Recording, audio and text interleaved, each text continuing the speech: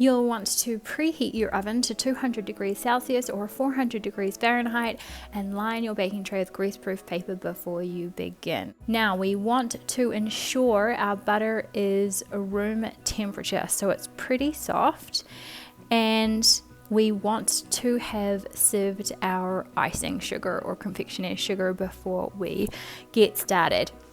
Place them both in a bowl and beat on medium, so about 2 to 3 to 4 depending on your settings, and beat until really pale and creamy. So we're looking for that butter to go from like this nice bright yellow color to a really pale yellow color, like a nice soft yellow color. And that not only means that your butter is well aerated, that it's really been well mixed and every morsel has had air whipped into it, but also that this beating has allowed that sugar to dissolve into that butter as much as possible, which will help give us this like beautiful melt in your mouth texture that we're aiming for. Next, we want to add in our flour, our vanilla extract, and our baking powder. We only need 3/4 of a teaspoon of baking powder for this. These don't rise very much, which is something we want to consider when we are rolling our cookies out. But we'll get to that in a second. First, we want to incorporate those dry ingredients on the lowest possible setting in our mixer. And we're looking to make sure that flour is completely incorporated into our butter mixture. So the more you do that, the more you'll notice like you'll have like tiny crumbs and they'll go to bigger crumbs. But don't stress, we just want to make sure there's no dry patches in the bottom of our bowl. And then as you see me doing here, I just really press that mixture together and create like one big clump.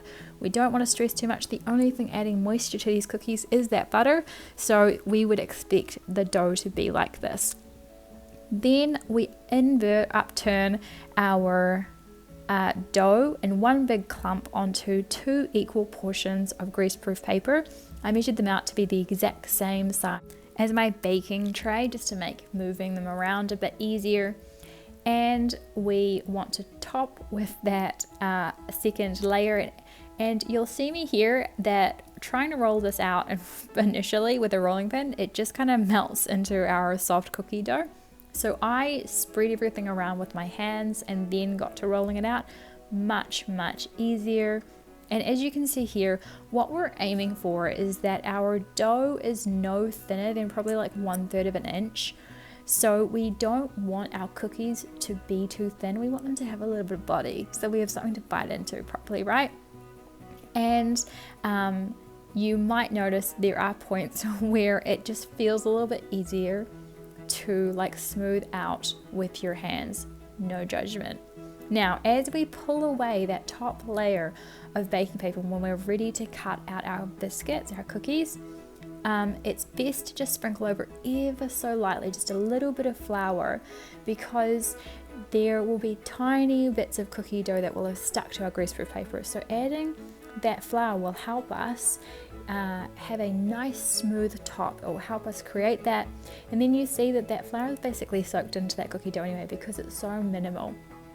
Now, our shapes. I found that my honey drizzle, because a lot of people have charcuterie boards that they're making these days, and I have a honey drizzle specifically for that reason. And this allowed me to create the same size as my thumb, but in a much more consistent manner. If we are using a tool like a honey drizzle or our thumb, we want to lightly flour that before we press it into our cookie to make sure that we're creating a nice consistent shape. And these cookies make a batch big enough to share. I'm not sure if you want to when you start eating them, but it does. So we want to create something that's like nice and consistent, and honestly really quick and easy to create that shape. No having to do too much work here. When we are removing our cookies from the dough, you can see using an offset spatula is just much easier. We just want to slide that in one even motion underneath our cookie dough and that sheet of greaseproof paper. and removing them is much easier if we're using this method. Then just lightly pressing on all edges, and there we go, we've got them all ready. Once we've cut out all our cookies, we want to place them in the fridge for 10 minutes just to chill ever so lightly, and then we get to filling with that incredible raspberry jam. Raspberry jam is probably my favorite, to be fair, but man, it's so good in these cookies. And we don't want to overgo the lip of that imprint in our cookies here. We just want to kind of like stop. We don't want to overfill them, because as it bakes it will leave a mark. So we want to place those in the oven for 12 minutes until they're ever so lightly golden. And if you have a larger cookie cutter, you could absolutely scoop them, as I do here, just to make sure they're nice and round. Again, for consistency, don't stress if you don't.